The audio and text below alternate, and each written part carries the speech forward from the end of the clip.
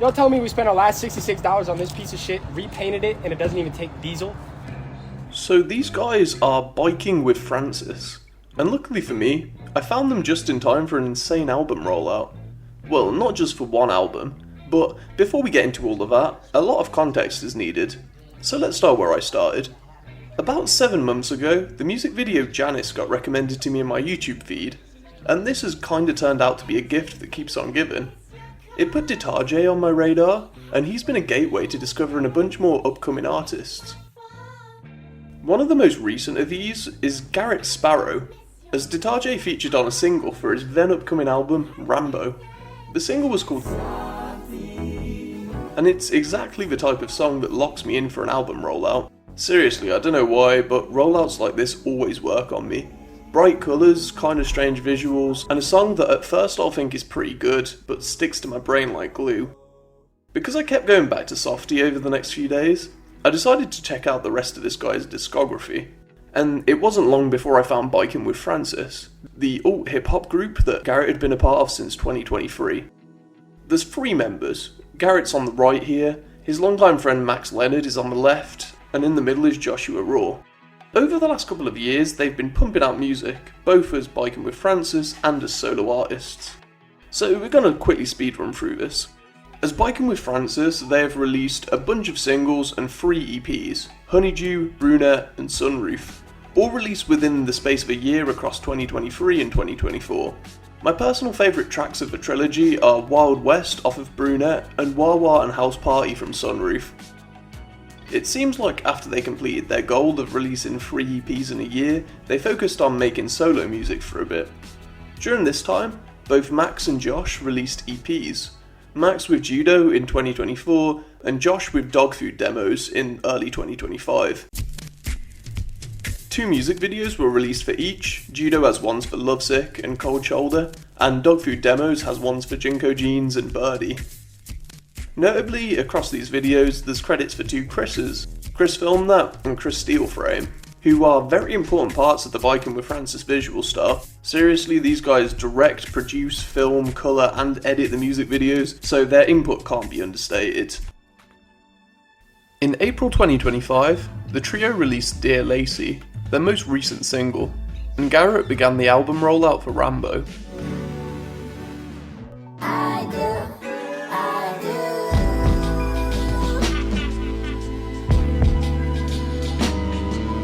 The first music video of the rollout was Boyfriend, and in my opinion, this was the best track to introduce the world to Rambo. Not only is it early on the track list, being the second song, but it's also a better example of the album's sound than Softie is, which vocally is like 70% detahjae rapping. Boyfriend gives a good demonstration of what the instrumentals and vocals will sound like across the whole album. The instrumental is very dreamy and spacey, and there's a lot of pitch manipulation on the vocals, which of course made listeners draw parallels to Igor. Chris Filmed That kills it with the visuals here too. I love the one shot with a super wide angle lens, this one that's pretty much the album cover, and this slow zoom where we hear a snippet in the background. Initially I thought this was a bit of track 9, Sticker, but I think it's probably more likely to be one of the many songs cut from Rambo. Boyfriend is a great music video, and I'm kinda sad that YouTube didn't recommend it to me when it originally came out. But a month later Softie dropped, and then another month after that, Ego.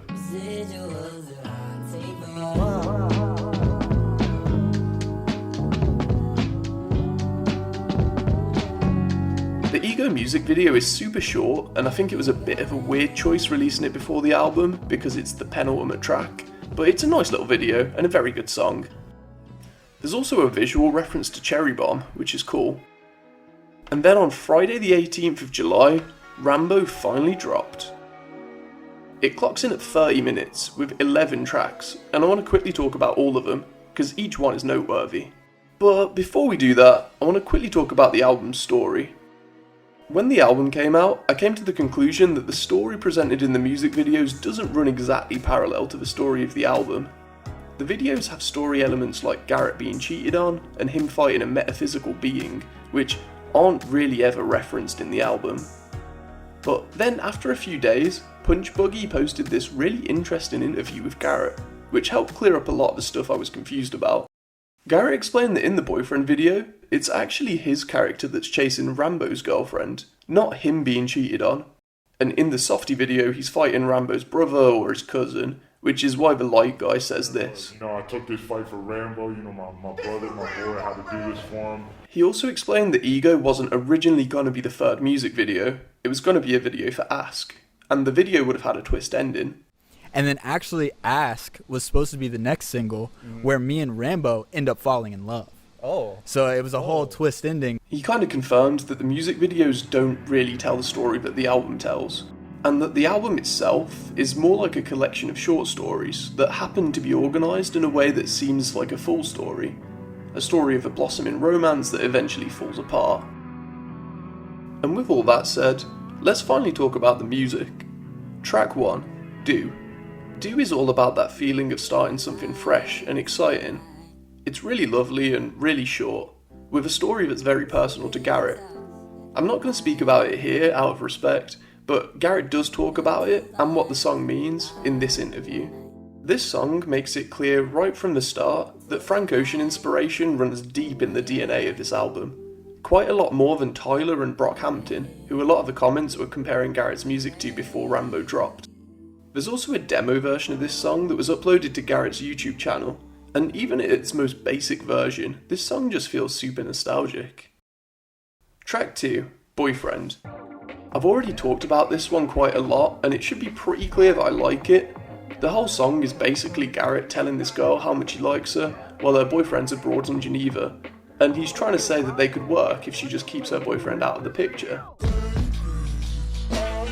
I really like the heavier parts of the beat that really evoke this sense of desperately chasing down something you really want, even if it is overstepping a line. Track 3, Ponyboy. Alright, I don't want to keep comparing the album to Frank Ocean, so this is where I'll choose to talk about him. This song and a fair amount of the other songs remind me a lot of the pitched up songs on Blonde, particularly Nike's Good Guy and Self Control. This is one of the things that really gives this album a sense of vulnerability. Especially here, as Ponyboy is quite a low-key and tender track. The song's story references two characters from The Outsiders, which is also sampled, and which I can't really comment on because I've never seen it, but the track is basically about feelings deepening and a relationship growing. It also serves as a good slow build-up to the burst of energy which is track 4. I don't want to glaze this song too much, but it is so good. The chorus is such an earworm, and both of detahjae's verses are great and well written. The song's theme is about how meeting the right person can make you softer and more open, again following the same trajectory as the last track, but this time expressed in a completely different way. It is a little weird that the song is about Garrett forming an emotional connection with someone special, and the music video is him in a boxing match against a metaphysical being, but it definitely did its job hyping up the album. Track 5, I Think I'm in Love. As the name suggests, this song is about Garrett admitting that he's fallen in love. This is one of my favourites because it's just so genuine and optimistic. It's also the only song on the album that isn't completely original, as it's a cover of I Think I'm in Love with You by We. But Garrett's version is very much his own version. It also ends with a little reference to Run It Up, which you gotta respect.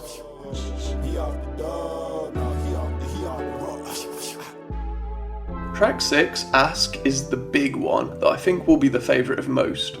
It was teased just a couple days before the album dropped, and Garrett explained that it's his favourite song that he's ever worked on, despite how difficult it was for him to mix it. It's definitely one of the emotional heights of the album, as it's just got so much going on. It kind of feels like months worth of emotions packed into 4 minutes, and it's quite hard to talk about from a storytelling perspective, probably because it's a personal track, and Garrett made it for his girlfriend. Musically, it's full of these beautiful melodies, and there's a bunch of beat switches, which makes for what I can only describe as like a really vast soundscape. All I'm saying is, it makes sense why someone's left a comment saying that this song changed their life. Track 7, Kubrick. Kubrick is like a quiet contemplation. It's very atmospheric and spacey, and it kind of sounds like how it feels to lie down, stare at the stars, and just ponder existence. If you're listening to the album from the perspective that it has an overarching story, this is the song where you can tell something has changed. It's like some big argument has happened off screen and Garrett's brain is just analysing and thinking about it after the fact. On a lighter note though, the ending almost reminds me of Fructose off of Honeydew. I'm sure that's not just me, right? Track 8, Take Pictures. This was the one that I was anticipating the most, because Josh Raw features. Garrett's voice and general demeanour on the album is soft, but Josh's style is much harsher, and well, obviously raw, which makes him a good fit for a track where the character is trying desperately to hang on to this failing relationship. Josh's verse is like an outburst of emotions, and particularly the last line. I will lose my mind if Shawty left. You keep me in your frame, I'll put diamonds on your neck. Is like a last-ditch attempt to keep this girl in his life. This is also the perfect place for a feature. There's only 2 on the whole album, but because of their placement, you never go more than 3 songs in a row without a feature. And because both of them are rappers, putting them after slow introspective songs really livens the pacing back up. This song has ended up being another of my favourites, and has really got me hyped up for new music from Josh. Track 9, Sticker. It's probably my least favourite on the album, but it does have that cool beat switch in the middle. Fun fact, Garrett made the second half of Sticker years ago for a different song that was never released, so he repurposed it here. Track 10, Ego. Sticker being a bit more low-key sets out the red carpet for Ego to be an absolute journey of a song. I said that Ask is one of the emotional heights of the album, and I'd say that this is the other one. To me, this is the song where Garrett comes to accept that things just aren't going to work between him and the person that he likes. It feels like there's a lot of different voices saying different things to him, until he eventually accepts that it's over, and he seems to be satisfied with it by the end of the song as he just keeps repeating the same line until it ends. He can't wait to know his line. Then the final track, Lawn, has this really bittersweet feeling. It gives me heavy watching the sunrise while wiping away tears vibes. Garrett seems to be reflecting on everything during this slow and downbeat but still hopeful song. Musically, it's mainly chords and Garrett's voice, and pretty much all of the heavy lifting is done by the vocals, which makes the song feel really personal and stripped down. And the more I listen to the album, the more I feel like this is a really satisfying closing track. In fact, I really like how Garrett described the whole album in the Punch Buggy video. And if you look at Rambo like a reel of tape, it almost it kind of gets lower quality as it goes like through the album, and not like fidelity, but it gets more and more stripped back, and then the tape kind of like disintegrates. Right. He says that this was kind of an accident, and that the stories of each song are individual stories, but I love how the track list being structured this way gives it the power to become something else, and tell a whole new story, even if it is unintentional. So I hope it's clear that I like this album a lot, and I'm really grateful I got to hear it on release. This could have easily ended up being something that was never recommended to me, and I might not have found it until years later, or even at all, in which case I'd be missing out massively. Currently I'd say my favourite songs are I Think I'm in Love, Take Pictures, and Do, which I'm listening to pretty regularly. But the whole album is consistently good, and every track has the potential to be someone's favourite. Garrett mentioned that he has like 30 songs that he ended up cutting from Rambo because they either didn't hit or didn't fit. The 11 we got are the best of the best, and you can really tell how much care and passion was put into each one of them. And after dropping the album, Garrett posted this, which is a thank you to all the people involved. It states how making Rambo took a year and a half, and he hopes it was worth it. I can say that for me, and for the people I'm seeing talk about it, it definitely was. Rambo's a great album, and I'm looking forward to whatever Garrett cooks up next. But like I said at the start of the video, Garrett wasn't the only member of Biking with Francis rolling out an album across the last few months.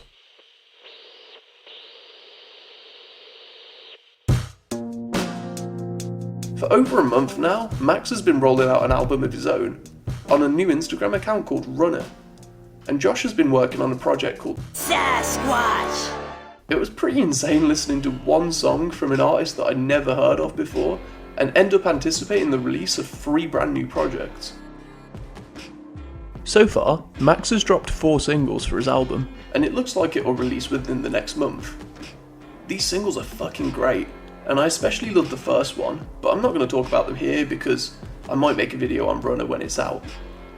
Josh has been a lot more quiet about whatever Sasquatch is. It could be an album or another EP, but I don't think there's been any confirmation yet. What we have got is Suburbia, which absolutely stomps. I listened to this a crazy number of times after it came out, and it's still in the rotation. It really feels like this isn't the last we'll see of this character, especially because he's mentioned in Take Pictures, but I guess we'll just have to wait and see. But if anything, all of this sets my hopes high for us getting a full-length Biking with Francis album within the next couple of years. Garrett says that the trio hasn't worked on any new music as Biking with Francis recently, but it might be the next step for them once they start getting burnt out of solo music. In the present though, huge congratulations to Garrett and everyone who was involved with Rambo. It's a quality piece of work, and I'm sure it will mean a lot to a lot of people.